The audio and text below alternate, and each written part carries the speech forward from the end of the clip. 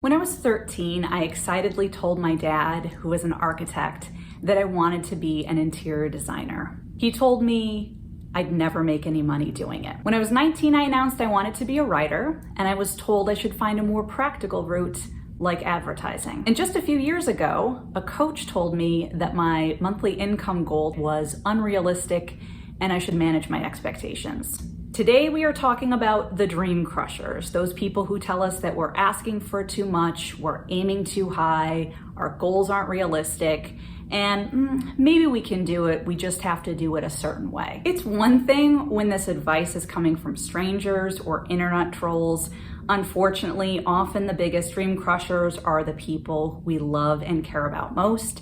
And so in today's video, we're gonna talk about how to respond to them. We're also gonna talk about what happens when the biggest dream crusher of all is you and your own self-doubts. Hey, it's Caroline from Caroline Adams Coaching, where we help you create a career and life that work for you.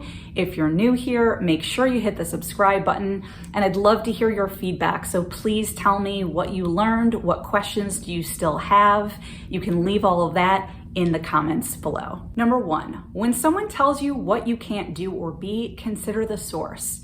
Dream crushers' advice is delivered through the prism of their own experience. Often that is through the lens of their own limiting beliefs or self-doubts about what's possible for them. Sometimes that comes from a place of wanting to protect you from struggle or being uncomfortable. Let's be honest, jealousy often plays a role, whether they've tried and failed or whether they've been too fearful to even try. It's in the dream crusher's best interest to shoot your idea down. It justifies the end result for them.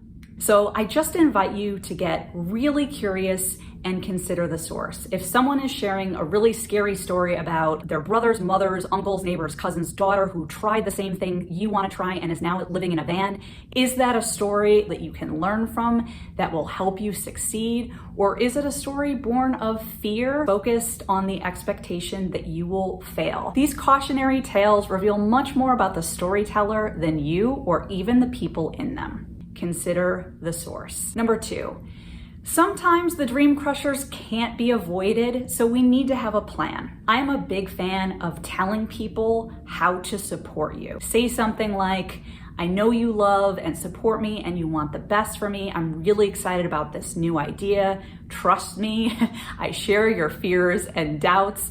I don't need to be reminded of them. I just need to hear that you support me and believe in me. Use the words that work for you, but the point is to ask them for what you want and tell them the best way to support you.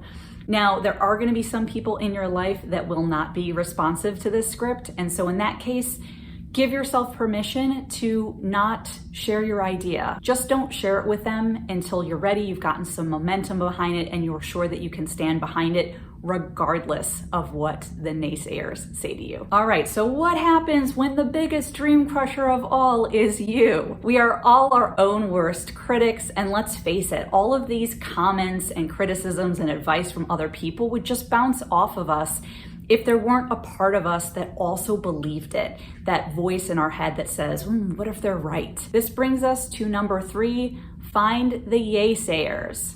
Yaysayers are the opposite of naysayers, get it? These are the people who are already doing the thing that you want to do, or they're on the path to get there.